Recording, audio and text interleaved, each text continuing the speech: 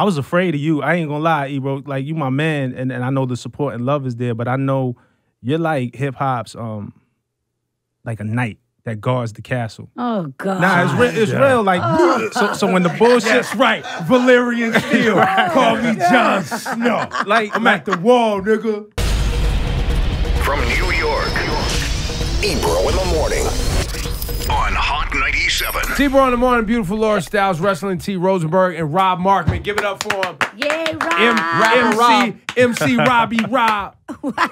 So Staten Island. Something like that. So Rob Markman, you may know as a journalist, you may now know as an MC, but we've now known you. Wait a minute. He's a new. That's what I'm getting to. We've known him as a journalist for a long time. Your current gig is at Genius. Absolutely. And you're doing a great job over there. You were at Thank MTV for a long time. Now you're at Genius doing great content, the kind of content we appreciate, Love really it. pushes the Love culture it. forward. Oh, man, thank you. And then you hit us with an email one day. Laura Styles says, you were out, Ebro. Laura goes, Yes. Hey, Rosenberg, read this email I just got. Rob Markman wants to come up and promote his music. Because when I first heard it, I thought he was hitting me on some like, oh, Genius has so-and-so happening. Can we come and talk about it? Rob is family. So I was like, of course. And then I was like, wait a second. Oh, it's his project. I got the email. I was like, come on, man. What? So wait. So as we're discussing it, so I let Rosenberg read the email, and Rosenberg says the same thing. Wait. It's his project? So I was like, there's the link, so let's listen to the music. Everybody's kind of like we looking sat at together in the Very studio. tense. with a blank stare, like, please, because we love Rob. And then you hit yourselves with a congratulations. You played yourself because the music was damn good. because It was we good. weren't we playing him. We didn't- weren't doubting him. Yeah, we we were just weren't like, Liar. No, I it was swear. more like we were It was like this. Liar. Please let it be good. Fucking It's liar. tough. You wanted it to be good. Yeah, Because- we were because rooting for it to be Yes. good, not the opposite. Also, Laura said yes before she even knew what it was I was coming out to promote. But That's how family you are, though. Because you're Everybody like, family. That's Nobody what wins I'm when the like, family all right, feuds, cool. Laura. So anyways, it turns out it's very good. Wow. You're a real rapper. It's some So straight wait, up underground rap. Okay, wait, though. Real rapper. This was Real before. rap, son. No, but this was, you was rhyming, and this was a dream before the writing, journalism. Absolutely. I wrote my first. I was like 12 or 13 when I wrote my first rhyme. You know, all through high school, I was that kid that would rap in the lunchroom, battle other kids. I was that guy who would be in front of Fat Beats, battling whoever, trying to pass Talib Kweli a demo or something like that. I was the guy. Funny enough, being here at Hot 97 on Hudson Street, I used to work in the mailroom 2 blocks from here. And during my lunch break and after work, I would stand in front of Hot 97 and pass out mixtapes, you know, to whoever I could.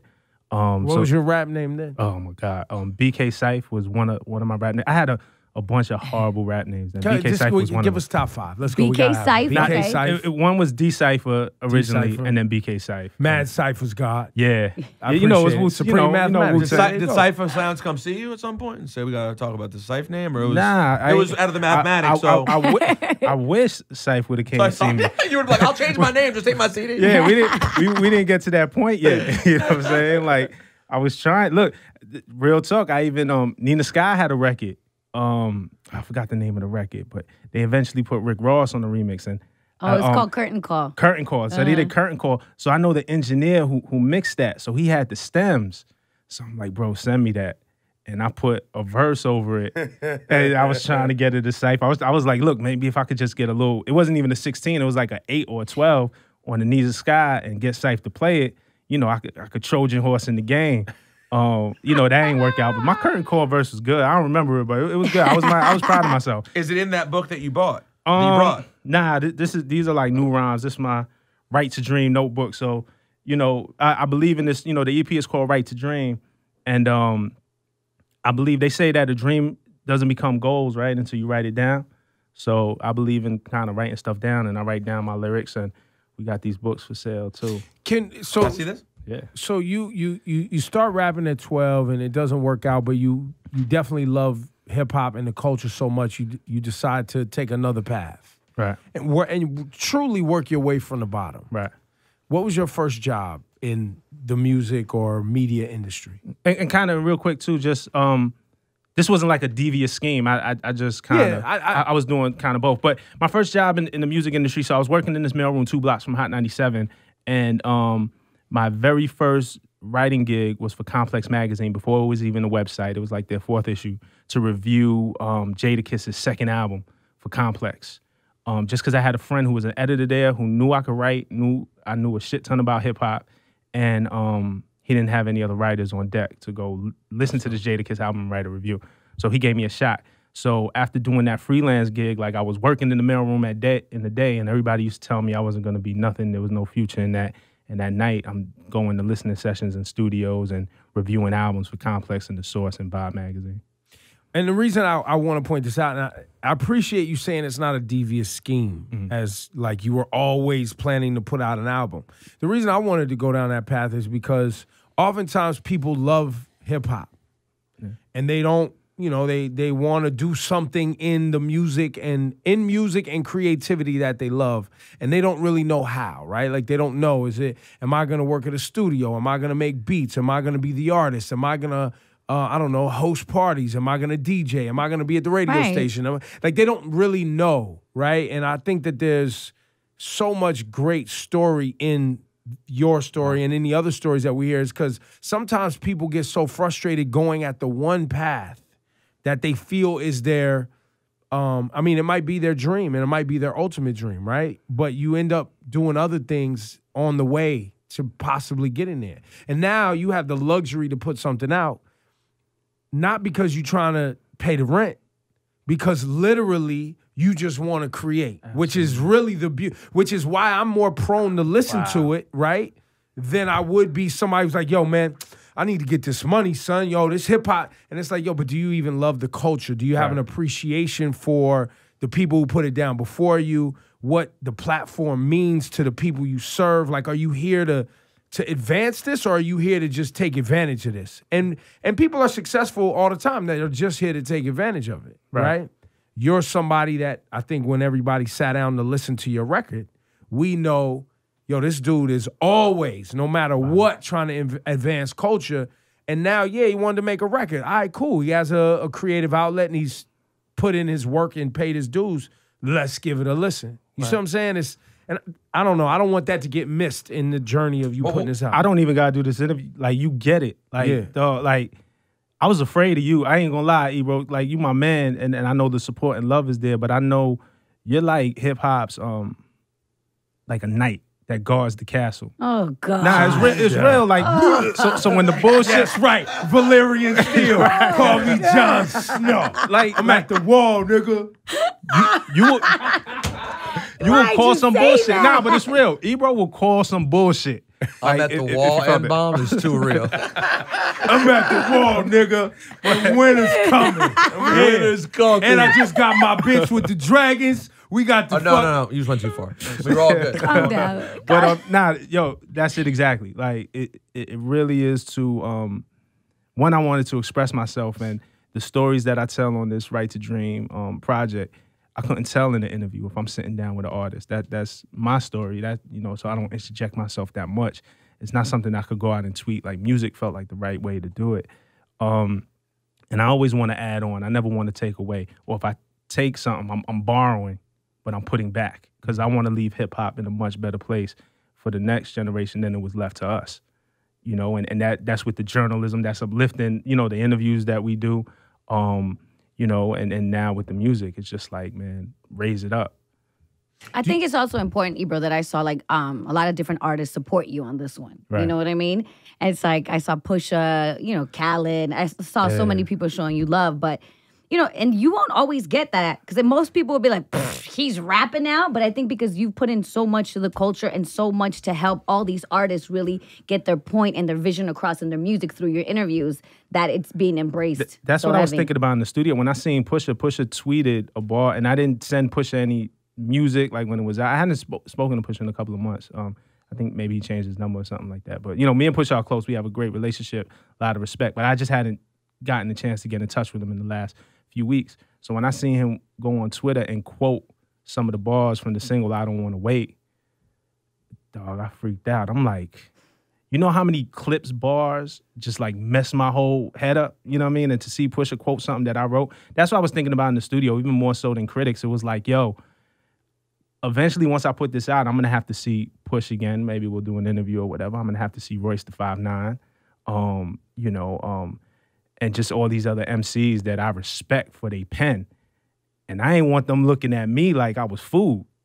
You know what I'm saying? So I felt like I had to come with it. What is the expectation of Right to Dream, though? What are you hoping to accomplish with this? What I'm hoping to accomplish with Right to Dream is one, just kind of create another outlet for myself to be creative in the same way that, when Puff signs on for Revolt, like he doesn't leave Bad Boy. It becomes part of everything. So, I want music to be another creative outlet for myself, and I want to continue to create music. But I also want Right to Dream to be a conversation for others to pursue their dream.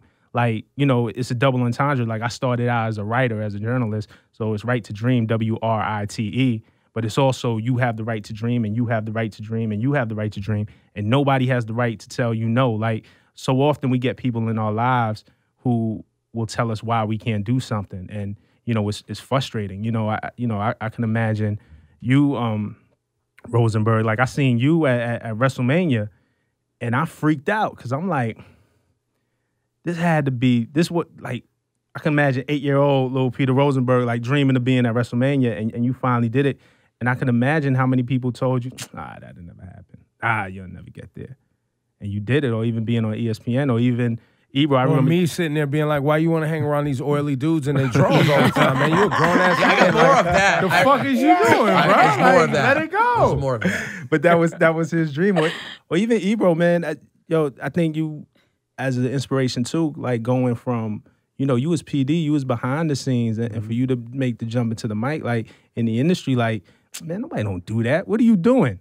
And I'm sure there was walls and there was things you had to face, but you just kind of did what you want to do, and at the end of the day, you love it and you contribute to it, and we're better off for it.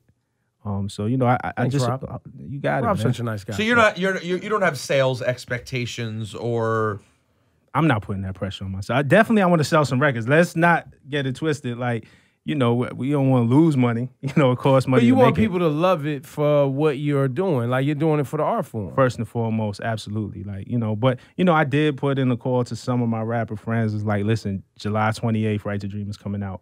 Please don't drop anything on this day. Let me just have this. Help me out. I don't need a verse. Just don't drop nothing. Walk down a path with me about the desire as a young person. Right. And I'm going to start there because I've had this conversation a couple of times, but I don't know if it's a mainstream conversation, but I think it's an important one, and this is a good moment. I've often told people that, young boys, girls write diaries. You know what I'm saying? And they're encouraged to write their thoughts down, right? Like, that's something like when you see young girls and mom and dad gives them diary, like, tell your story. How was your day, right? Oftentimes, that's not promoted to young boys. But hip-hop, and I've seen it in my life, hip-hop came along, and you saw these young men wanting to tell their story, right? And write it down. And oftentimes, whether it's, gratuitous violence or romanticizing money and this and that, those are those dreams. Those are dreams, right? Whether it's male ego or whatever drives the story, it is still cathartic, and it's therapy for a lot of people to write. And so I find in this moment, you Right to Dream, some people need to write so that they can dream because they don't have another way to dream, right? Talk about that for yourself as a young man, just a kid in hip-hop, because hip-hop made it cool to be informed. Like, that's the hip-hop we came up on, right? Like, you brought up Wu-Tang, right? I came up on PE and BDP, and it was cool to know what they were talking about. Not only from the samples that they were using in the records, but the political references and everything that was going on. Like, it took you on a path of learning, and also and made it cool to write and be a wordsmith. Like, that's what hip-hop had promoted in the era that I came up, right?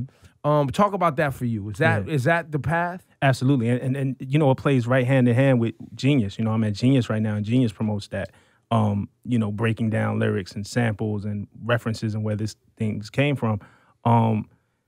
And that's what it was in the beginning. One of the first records that really inspired me, that blew my mind, I ain't even gonna lie, is Pete Rock and CL Smooth, where they reminisce over you. Classic hip-hop record, right? Yo, listen to CL's verse. He's rapping about a whole bunch of people we never heard of. Want to run my own business like my Aunt Joyce. If we talking about cars, my Uncle Sterling got the latest. Bunch of people you never heard of. Classic hip-hop record could come on in any party and it goes, right? But that was the power of his pen and his story. We all related to that, even though we didn't know the specific people that he was talking about. And my approach to music, and especially in this project, is that in a lot of ways. When I Don't Want to Wait, I'm talking about basically what that song is about is, you know, around the same time, my best friend Damien, his brother was murdered, and a couple years later, my older brother goes to jail. We lose our minds because the two guys that we look up to aren't kind of here for us, and we have to find our own way. He's an artist, and he draws for Marvel in D.C. right now. He's a freelance artist. So we used to stay up all night. He used to draw, and I used to write rhymes. And this was a way for us to really cope with the world that was going on around us. Like, you know, his brother got murdered. Like, how do you deal with that? There was days he wouldn't talk for the whole day. He'd just draw. And, you know, me as well was just writing. Like, so it was also a coping mechanism. Hip-hop is a form of therapy. Writing is a form of therapy. And a lot of times we don't have anybody to talk to, but through the music we could talk to each other, you know, and whatever CL was going through with that record, the rest of the world understood. So that's the power of hip-hop, kind of like in a nutshell. Rob Markman, ladies and gentlemen, and the project is July 28th, I heard you say? Yep, July 28th is out right now, right? It feels like, while we have you here, Rosenberg and myself, Laura, I think she stayed away from this, but we have often discussed where we are right now in hip-hop. And I asserted several weeks ago that there's been a fundamental change to the sound of hip-hop that may not be evident. You know, people obviously on the internet are very into the things that are being streamed a lot, right? It's obviously trap music is very hot. The Yachties and these things, you know, the Uzi Verts and, you know, whatever the thing on the internet of the time, those guys have obviously had radio hits now and broken into the mainstream. But the big songs with Kendrick, I mean, how many hits does he have off this album right now? 4 or something like that. Obviously, J. Cole's contributed to that. And then this whole project comes. 444, which, you know, people debate, oh, it ain't for the kids and it ain't for that, it ain't for this. But it's Jay-Z making a timeless piece of art. Does Rob Markman agree with the idea that, A, lyrics are back, and B, the fundamental sound of hip-hop has shifted?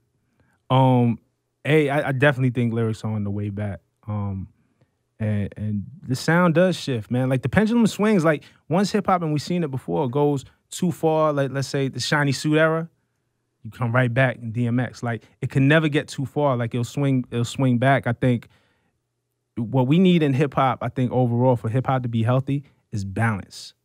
I need a Jay-Z album. I absolutely need a 444.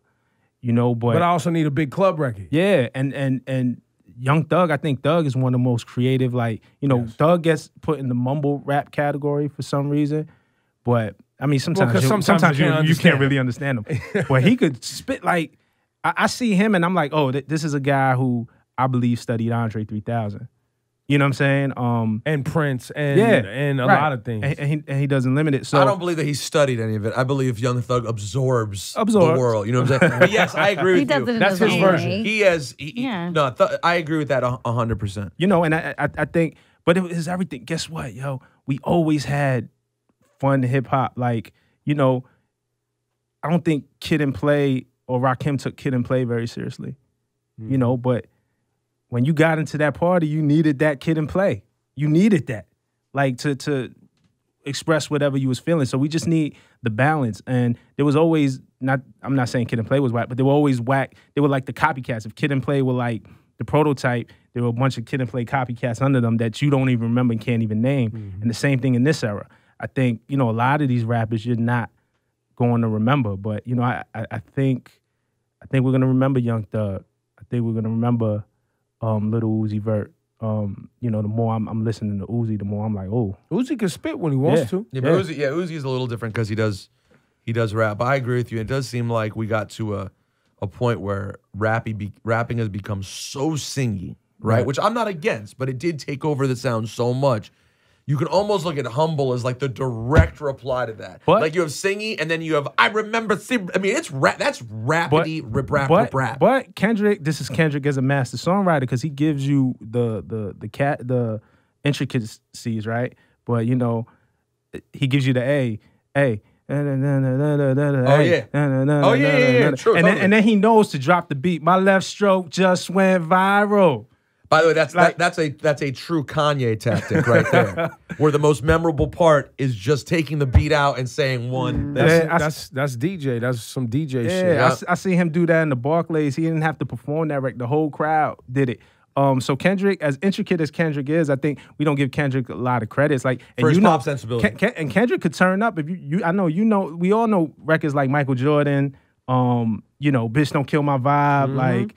Backseat Freestyle was all kind of turn up records. So I think on this album, Kendrick was just kind of like, look, just in case you forgot, I know To Pimp a Butterfly was this, but I could play in this arena Kendrick too. has positioned himself, and I think Drake has also, where you don't know what they're going to do next, right? Like that's one of the best places for an artist to be. Sonically, you don't know what they're going to choose to create with next. You don't know what the theme will be. The inspiration will be, the imagery will be, you know what I mean? Like, they've now created this latitude and freedom for themselves. I guess the next conversation that Rosenberg and I had, Rosenberg asserted that Kendrick has officially dethroned Drake. Now, not that Drake is finished or won't come back and get his crown or his position back. He said now at but this is moment, Kendrick is number one right now. This is Kendrick Lamar's moment. I believe that. I believe that wholeheartedly. He's sitting on the throne right now. This Kendrick Lamar's moment. He's the guy Kendrick you Lamar's gotta beat running right now. Yeah, he's the guy to beat. Absolutely. He took seriously his throne. Sorry, I just went back. Back Game of Thrones? Just getting excited again. Shit, but So wait, if we're having Game of Thrones talk, who is Kendrick Lamar in the Game of Thrones? Is he Jon Snow? Is he Jon Snow? He might be kind of a man of the people type of character. Like I think fighting. Kendrick is definitely Jon Snow. Yeah. Kendrick could be the Khaleesi with the dragons. We don't know. We don't know. Anyway, a lot Rob to discuss. Markman, ladies and gentlemen, pick up the album. What's the name of the album Right to again? Dream. Right to Dream. The album's called Right to Dream. There's a video out too. There's a video for I Don't Want to Wait. With the song was produced by the Justice League. And by the way, if you're a rapper out there and you're like me, when you hear that Rob Markman from Genius and MTV and a guy that's in the industry decided he wants to rap and you're like, yo, but what about me, man? And you feel like going, come on. Like I did. That's what I did. First thing I saw you now, I was I'm glad. Come on, I'm glad. man. But I listened. I still took a chance to listen because you're my guy. And then it was great music. I appreciate that. And I think that's the theme I think everybody needs to go away from this is you're creating because you want to contribute great music, not because you out here trying to, get a big giant record deal or et cetera, et cetera, et cetera. Nah, not at all. And the journalism, just so nobody gets it twisted, the journalism and telling our stories to the world, not necessarily my story, but our hip hop stories is still very important to me. So I'm not, people are like, yo, are you leaving Genius? No, this is an add-on. Actually, next week, Wednesday, New York City, and if you guys are around, you're invited. Wednesday, August 9th, we're doing our second Genius level event, which is a live interview series, and we're going to be honoring the one and only DJ Premier. Ooh. And going down his dope. discography. And I would love Rosenberg to actually be there too, because in that space of hip hop doing live interviews, he used to have this thing called Noisemakers. Facts. Thank you. That kind of laid a blueprint for all of us. Thank you, Rob. I appreciate it. Look, I'm a student of the game, and we got to give credit where credit is due. So, Right to Dream is definitely in stores. I'm going to show up outside, and I'm going to not be able to get in. I'm going to be on the list. I'm going to be the old cousin. I invented this tour, man. I need plus 11, bro. Let's go. Wait. Uncle Rosenberg's here. Will you be drunk? Will you be Oh, drunk? I'll be drunk on a Wednesday at 8 o'clock with the bottle in my hand. Hold on, though. I ain't gonna lie. I thought y'all was gonna ask me to rap. Oh. You got bars? I thought I was gonna get the Uzi Vert treatment. Don't try to plug in. All right. Don't try to plug in, bro, because you know you got an I iPhone. got an iPhone. Congratulations. You played yourself. Hold on. Shit. I need my laptop, Listen, don't man, I don't know, man. I need a dongle. Give me one of them dongles. All right. Rob Markman, Rob Right to Markman Dream. bars. Rob Markman bars. Bro. I heard they was mad. I heard they was mad. Goes like, heard they was mad about the debut. Don't blame me, blame your label. Don't blame me, blame your manager. I need a meal for the fam, don't be mad at us. You only fuck with the fam like the Lannisters. Mop the competition up like the janitors. Mop the competition up like Annie up. Bang this in your whip, fuck your Camry up. Shout out Hov, he said I was so vain. Now they see the interviews all over the globe, man. Plus he could rap too, I want the whole thing. Here it come, don't short me a dime. Yeah, don't short me a dime, please. You don't want to play with the king, okay, Kyrie? Don't mind me. I seen Mary J, she said you remind me. It's like I've been here before, on the Bad Boy tour, rocking linen galore. Yeah. Just make sure my rider right. Safe to say they all fucking with the rider, right? Right to Drain, let's go, man. It's in stores right now. Rob. Yo, you found that pocket there. Yo, I love y'all. Thank y'all, man. This means so much to me. It's love.